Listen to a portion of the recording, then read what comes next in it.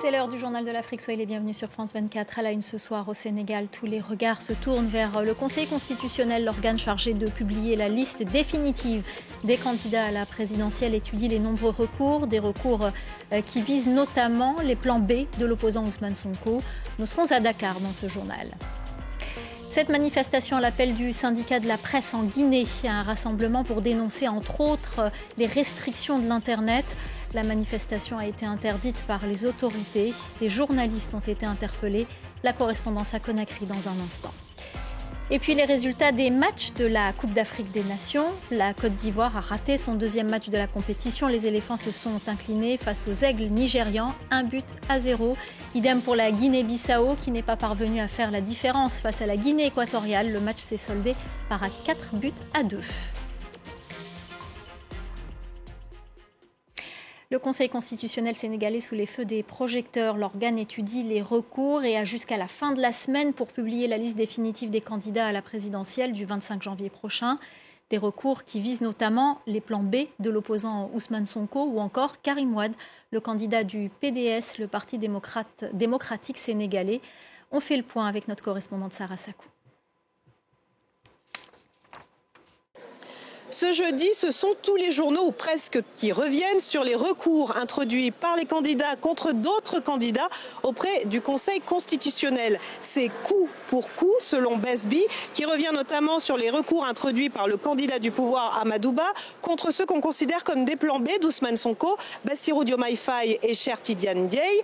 Le journal revient sur les arguments du candidat de Benno Bokk Yakaar, à savoir appartenance à un parti dissous ou encore présentation de fausses pièces devant le Conseil constitutionnel.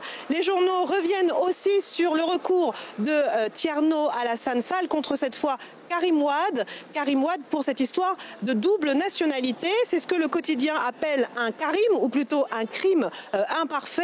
Le journal rappelle que jusqu'au 16 janvier, Karim Wade avait la double nationalité, mais qu'il avait introduit une déclaration sur l'honneur disant qu'il n'avait que la nationalité sénégalaise en décembre. Attaquer Karim s'en prend à Amadouba, ajoute encore le quotidien, en faisant référence à ce tweet publié mercredi par Karim Wade qui accuse Amadouba d'être derrière cette affaire. En quelques mots, c'est la machine qui s'emballe selon l'enquête, la machine qui s'emballe alors que la liste définitive des candidats à la présidentielle du 25 février doit être publiée par le Conseil constitutionnel d'ici ce samedi. Et le président sortant Macky Sall n'est pas candidat à sa propre succession. Avant de quitter le pouvoir, il veut marquer son passage. Il a officiellement inauguré le bus rapide transit, le BRT. Il roulera sur ses propres voies, de la banlieue de Dakar jusqu'au centre-ville. Cette ligne fonctionne à 100% à l'énergie renouvelable. Reportage d'Eli Mandao. C'est le projet phare du second mandat. Le président Macky Sall a sans surprise mobilisé les grands moyens pour son inauguration. Le bus rapide transit lancé en grande pompe avec un spectacle son et lumière pour clore une longue journée de festivités. Le BRT nous conforte dans la nouvelle ère de révolution des transports de masse qui règle les difficultés d'aujourd'hui et anticipe sur les problèmes de demain. Le BRT va diviser par 2 le temps de trajet entre la banlieue de Dakar et le centre-ville. Les bus roulent sur des voies dédiées et devraient transporter jusqu'à 300 000 personnes par jour. Le projet se veut vert, les véhicules sont électriques et les 23 stations sur le tracé sont alimentées à l'énergie solaire.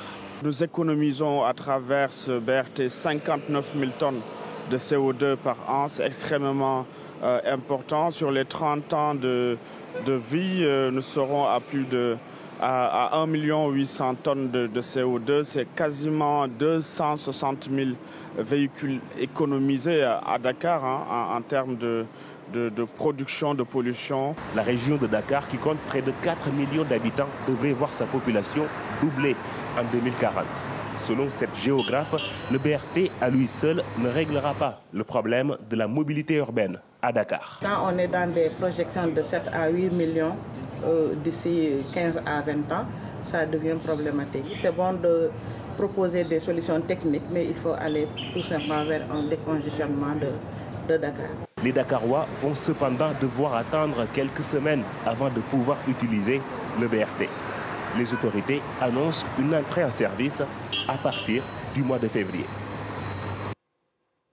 Ces arrestations de journalistes en Guinée, des interpellations lors d'une manifestation à l'appel du syndicat de la presse qui dénonce le brouillage des médias et la restriction de l'Internet par les militaires au pouvoir. La manifestation avait été interdite par les autorités. La correspondance à Conakry de Malik Diakité. Des arrestations mani militari selon le secrétaire général des professionnels de la presse de Guinée. Il explique que des gendarmes ont quadrillé la maison de la presse et arrêté au moins 5 journalistes. Tôt ce jeudi, une dizaine de journalistes et acteurs de la société civile étaient mobilisés à la maison de la presse de Conakry avec des affiches sur lesquelles on pouvait lire « Libérer les médias, libérer les réseaux sociaux, l'Internet est un droit » pour dénoncer, je cite, des violations des droits de l'homme par la junte au pouvoir. Nous avons des revendications. Libérer l'Internet pour les citoyens globalement, libérer les médias.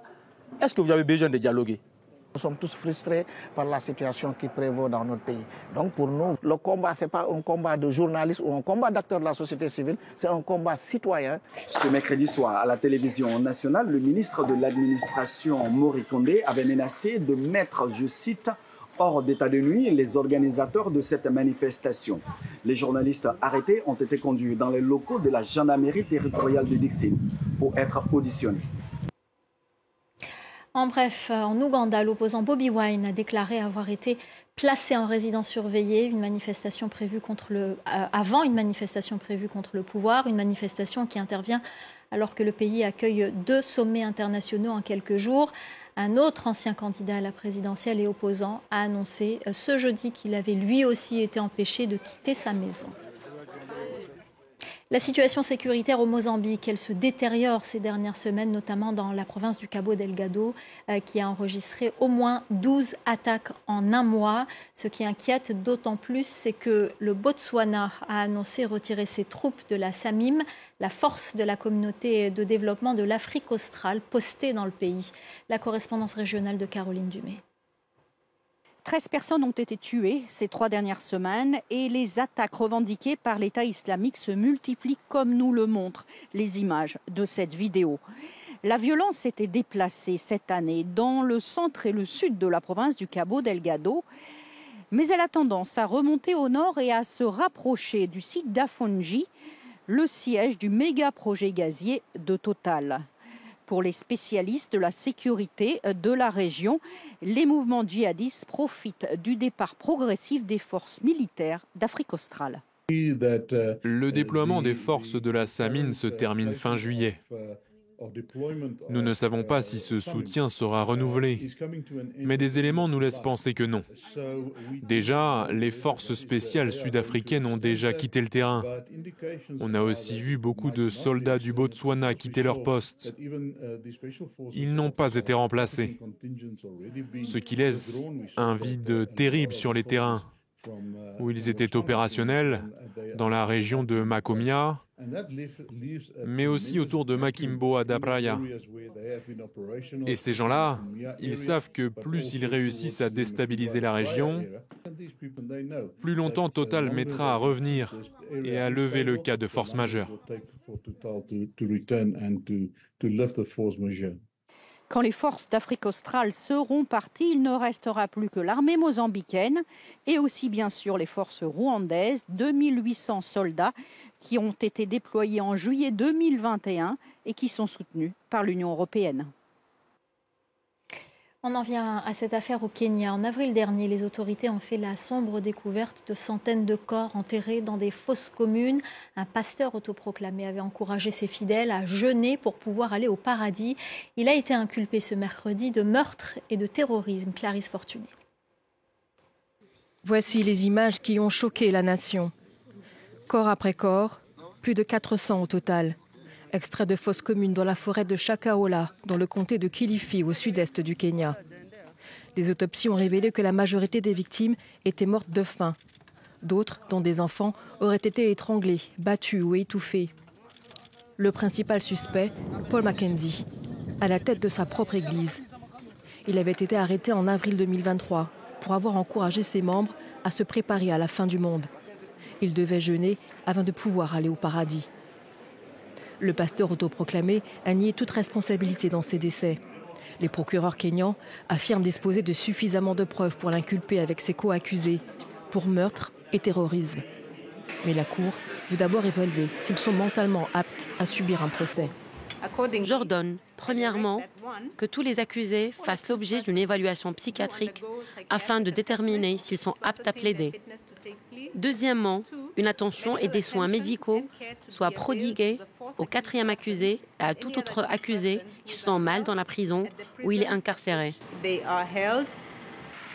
Les expertises psychiatriques seront soumises le 6 février. Le massacre de la forêt de Shakahola a mis en lumière la nécessité d'un contrôle plus strict des confessions marginales. Le Kenya, majoritairement chrétien, peine à encadrer les cultes. Le pays compte plus de 4000 églises enregistrées dans un pays de 53 millions d'habitants. Les résultats des matchs du jour de la Coupe d'Afrique des Nations. La Côte d'Ivoire, pays organisateur, n'est pas parvenue à battre le Nigeria.